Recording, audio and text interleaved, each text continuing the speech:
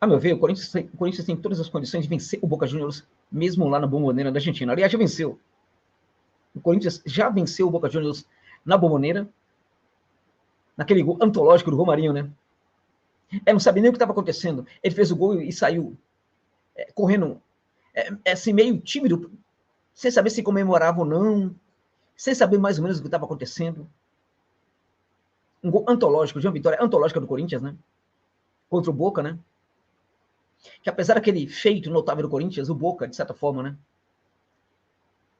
Tá aqui, ó, engasgado na garganta do Timão, né? Por causa daquele roubo sem vergonha do Amarília, né? Que roubou de uma forma absurda para o Boca Juniors uma partida de Libertadores, uma partida decisiva de Libertadores para o Boca Juniors contra o Corinthians, né? Até por causa disso, é muito bom vencer o Boca Juniors. É bom para o futebol brasileiro, é bom para o Corinthians. Agora, analisando, na verdade, analisando mesmo, gente, as duas equipes, a maneira como as duas equipes jogam, a gente vê no Corinthians uma equipe em projeção, uma equipe em construção, uma equipe que necessita de ajustes, mas a ideia de jogo que o Vitor Pereira está levando a campo com essa equipe do Corinthians já é uma ideia de jogo muito interessante, que já sustenta alguma coisa interessante. É um jogo já muito interessante. Um jogo que ainda está muito, muito longe de ser aquele que será praticado pelo Timão daqui a algum tempo, né? Porque há uma ideia muito sofisticada sendo processada. E essa ideia ela é cercada de muitas outras pequenas ideias. E é necessário, por exemplo, intérpretes para essas ideias dentro de campo, né? Os jogadores precisam entender profundamente essas ideias do técnico Vitor Pereira, né? Que vamos lembrar, né? Que é um técnico muito ofensivo, que vem para o lugar de um técnico que era bastante defensivo, que era o Silvinho. E até em função de que essa revolução é uma coisa que não é do dia para a noite, né? Que, a meu ver, o Vitor Pereira tá, assim, tá mandando muito pouco dessas ideias, porque ele tá indo muito pouco a pouco, né? Agora, a gente percebe que uma equipe equilibrada está sendo construída dentro dessa ideia, dessa proposta de jogo mais ofensivo. Com o time praticando uma intensidade impressionante em alguns momentos dentro de campo. A gente percebe, inclusive, gente, uma preparação física sustentando essa condição, algo que a gente nem via muito no começo da temporada. Isso em parte também porque a equipe está muito mais jovem dentro de campo, né? Mas a gente também tem que elogiar. Há uma coisa também na preparação física ajudando muito aí, né? Então a gente percebe já um comprometimento dos jogadores com as ideias. A gente percebe já isso é muito importante, gente, um press, né? Aquela pressão pós-perda é incessante. Todas as vezes, em todos os setores do campo que a equipe do Corinthians pede a bola. Nós percebemos isso claramente. A gente ainda precisa ver um processo de criação muito mais incisivo, que não precisa ser necessariamente um processo de criação, né, que nasça no meio de campo. No futebol moderno, as equipes modernas não precisam necessariamente desse processo de criação sendo inaugurado no setor de meio de campo, né? O processo de criação ele vai pouco a pouco sendo assumido por todos os jogadores que vão tentar executá-lo a partir de qualquer espaço do campo. Da mesma maneira, a gente vê que o processo defensivo também, né? E aí o sistema defensivo, o que é o sistema defensivo? O sistema defensivo ele vai pouco a pouco se integrando aí. Na verdade, está integrado com a ofensividade da equipe, né? A gente não tem, pouco a pouco a gente vai deixar de ter um sistema defensivo para ter um sistema de jogo, né? Que vai compreender as duas coisas, defesa e ataque, né? O que significa que não somente todos os jogadores vão ter que contribuir com a construção de jogo, mas também, de certa forma, todos os jogadores vão ter que contribuir também com a defesa da equipe, com os aspectos defensivos, a partir de ações defensivas que não significam necessariamente o centroavante correr para ajudar o zagueiro, não é disso que eu estou falando. São pequenas ações defensivas que podem ser praticadas no setor onde o jogador está presente.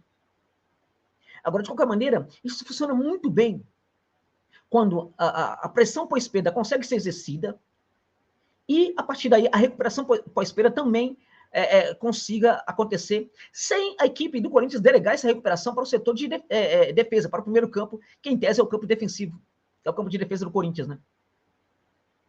Então, a gente percebe que essas coisas estão se construindo no Corinthians, mas o que a gente vê já é alguma coisa muito agradável, e tá dando um gosto de ver esse Corinthians jogar. Então, por causa disso, essa equipe pode ir lá na Argentina e ganhar no Boca Juniors. E daí que na Boboneira, Timão já foi lá e ganhou. Mas não é somente isso. É que o adversário tem um baita nome, mas tem uma ideia de jogo errada. O Boca é isso. Olha só, gente, o Boca Juniors contra a equipe do Racing, né? Na semifinal do campeonato argentino. O Boca Juniors, assim, mas sofreu demais. O Racing amassou o Boca Juniors. Amassou. Foram 13 finalizações do Racing contra 2 únicas finalizações do Boca. Esse é o Boca. Um elenco que é muito bom, assim, cheio de jogadores para criar jogo. Alguns jogadores com uma boa idade ali, que cria muito jogo. O irmão do Romero, que o Corinthians tanto conhece, está ali no meio de campo também trabalhando. Alguns jogadores da canteira que foram criados para ter um perfil de construção mais ofensivo também. E a equipe é defensiva, gente, por excelência. A ideia é defensiva. E aí há esse paradoxo no Boca. Uma equipe que tem um elenco para jogar, mas um técnico que prende a equipe. Porque essa é a visão do Boca sobre o futebol. Não é o técnico. O anterior era igual e o anterior ao anterior também era igual. Essa é uma ideia de jogo que vem desde 2007 no Boca Juniors. Desde 2007, eles são presos em 2007. Esse é um grande paradoxo que ninguém rompe.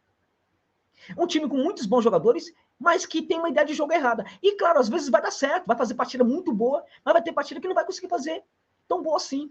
É uma equipe que, como o técnico não tem uma ideia ofensiva, ele não treina muito essa posse de bola ofensiva. Então, essa posse de bola em algumas situações, ela acontece dentro de campo. Como circunstância. É uma posse de bola como circunstância e não como ideia. E nem sempre dá certo. Então, por causa disso, o Corinthians é favorito para ganhar do Boca Juniors.